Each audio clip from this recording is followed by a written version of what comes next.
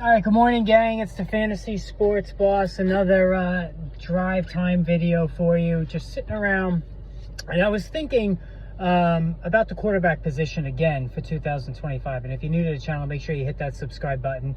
I already did a couple of videos on the quarterback spot, and as you all know, the last couple of years, admittedly, I've been very aggressive at this spot. All right, over the last 3 seasons in particular, I've reserved a third-round pick for a quarterback. Whether I've had shares of Pat Mahomes, Josh Allen, Jalen Hurts multiple times, and it generally has worked out well. Lamar Jackson, you all know my obsession with Lamar Jackson. Now, I didn't have Jackson last year.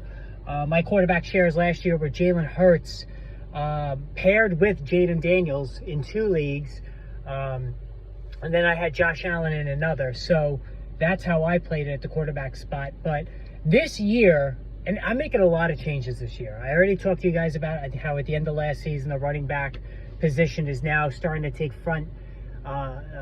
become front and center when it comes to using maybe a first-round pick on the spot. Bijan Robinson, who I love, Jahmyr Gibbs, like those guys.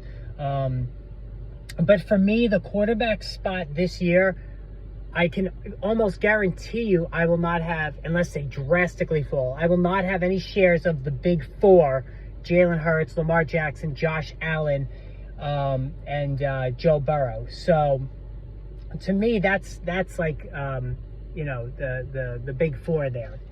And Jaden Daniels too, big 5, excuse me. You got to put Jaden Daniels in there. To me, that's the big 5. That's your tier 1 solid space, and then you get into tier 2 with your Pat Mahomes right at the top of the list there, Baker Mayfield, Jared Goff. That's your next tier there. Now, and Kyler Murray too. The cheapest of the big 5 is going to be Joe Burrow. If I could get Joe Burrow in round 4, at the end of round 4, I might be so inclined to do that, because I think Joe Burrow can throw 45, maybe even 50 touchdowns if he just stays healthy.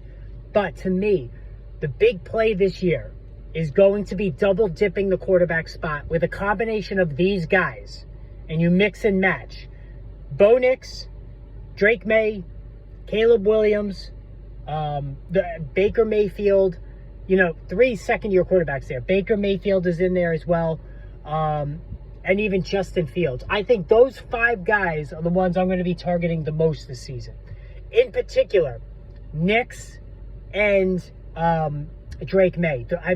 I would not feel hesitant in the least if I end up with both those guys and I play the matchups. Both of these guys are run-pass quarterbacks. They contribute both running and passing the ball.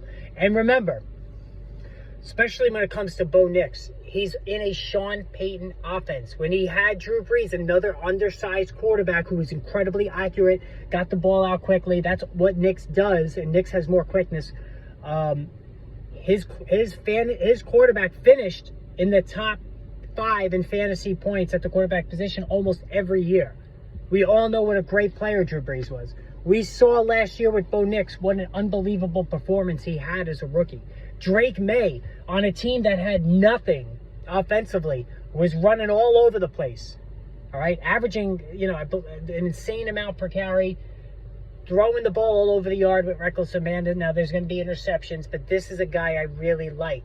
Hell, even Caleb Williams, over 400 rushing yards. We know there's never been a 4,000-yard passer in Chicago. That's a little bit of a concern. He's a little immature, but the upside is tremendous there. Baker Mayfield has been a top 10 guy each of the last 2 years. He's lost his offensive coordinator. That's a big thing, but you got Chris Godwin coming back. You got Mike Evans there. You got Cade Otton developing. You got Bucky Irving developing.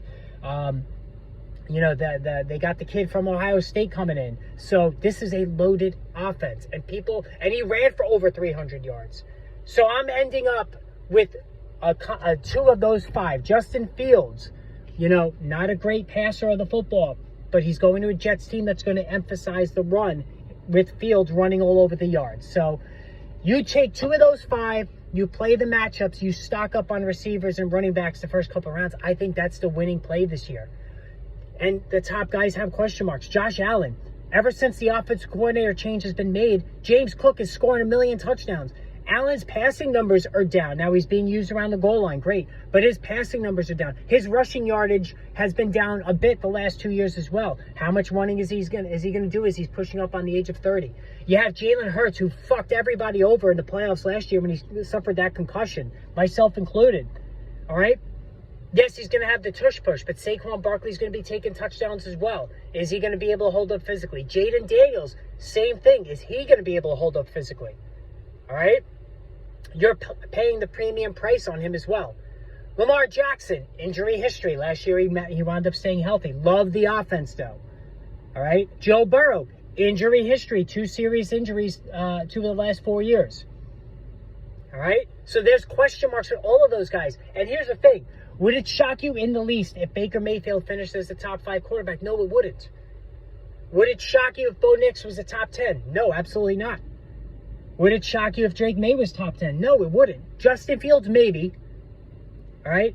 But these guys can all, even if you take Pat Mahomes as the 6th quarterback off the board, he can outproduce all of those guys in front of him. So that's the plan this year. Let me know what you think. Post in the comments below. And I'm going to post the running back preview in probably later on today, so stay tuned.